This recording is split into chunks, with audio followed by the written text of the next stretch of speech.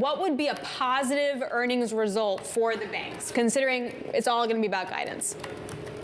Yeah, I was just going to say, Alex, good afternoon. I think the earnings are going to be, I would say, fine to good. The traditional business of banking has been fine. Loan growth has been a little slow, but would expect favorable net interest income trends, and fees, particularly out of JP Morgan tomorrow, may be a little lighter from an outlook perspective. Trading, we think, is going to be pretty good, actually. So Q1 is going to be probably pretty good. Unfortunately, that's not going to give us a lot of answers. The game has kind of changed a little bit, Alex, in the last week since Liberation Day. You think? And there's going to be a lot of questions, obviously, around guidance. As you and your guest just were discussing, does guidance get pulled? We think there'll probably be, because 70% of the bank's P&L is net interest income, and I think you have pretty good line of sight around that. Credit and investment banking and more fee-centric businesses, I think, are a little bit more questionable at this point. So I think maybe you may see some companies consider giving a wider range of guidance based on a certain number of outcomes. But clearly, there's going to be a lot of questions. Jamie, tomorrow is going to be, I'm sure, a must-see TV, so to speak. So we're looking forward to seeing what we find out from the banks tomorrow. Absolutely. I wonder how much of a better trading revenue picture we're going to get, because most of the volatility really happened in the last couple of days, and that's after the quarter ended. But how much of that will be reflected in the first quarter results, and how sustainable does that tend to be, of volatility-induced record trading revenue? Yeah, it's not particularly sustainable. Volatility is a very mean reverting statistic, right? So it's unusual that you have a 50 VIX, and it typically doesn't stay like this for a long period of time.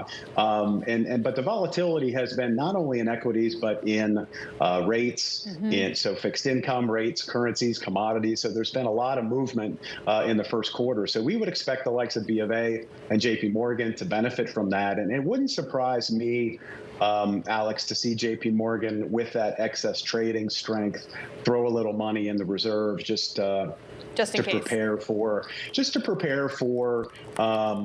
what is clearly now a more uncertain environment. Well, to that point, I wonder if we can distinguish between banks that are more geared towards the capital markets versus banks that are more geared towards the consumer. Because first line of defense is going to be the capital markets just seize up and nothing happens, versus say what happens with the consumer, what happens with loan demand, what happens to net interest income. That's going to take a little longer to filter through. I think that's right. I think you said it very well. On the fee side of things and capital markets, as I said, trading is going to be very good.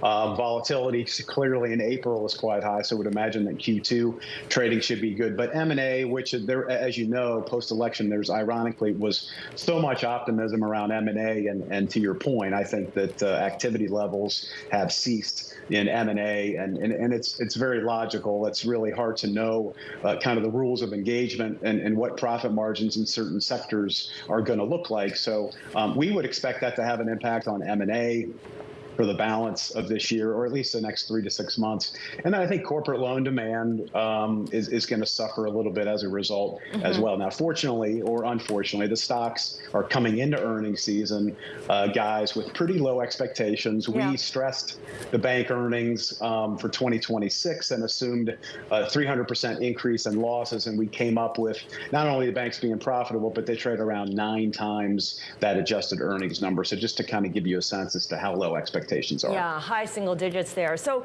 what are the growth areas, David, for banks? What will they want to talk about? And I bring this up because I saw that Chase, for instance, is offering 100,000 bonus points for people who sign up for its high-end Sapphire credit card.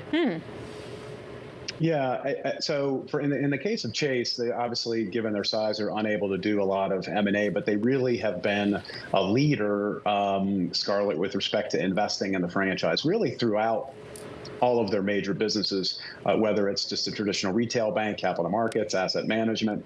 They've been on the kind of the leading edge as it relates to technology. So organic growth, I think, is going to be a focus for JP Morgan, but I think that's going to probably take a backseat to kind of what we're all talking about all day, all night, as it relates to the markets and the kind of the implications of that. Yeah, totally true. I feel like we're probably in a 3 to 6 month period of just potentially, I would expect a shallow recession. And I would imagine that the commentary tomorrow about the macro is definitely going to turn a little more negative. Silly question, David, but Based on what you hear from earnings, how willing will you be to adjust your price target or your outlook, considering that things can change? Like we saw what happened yesterday, for example, with tariffs. Like, what's your conviction level?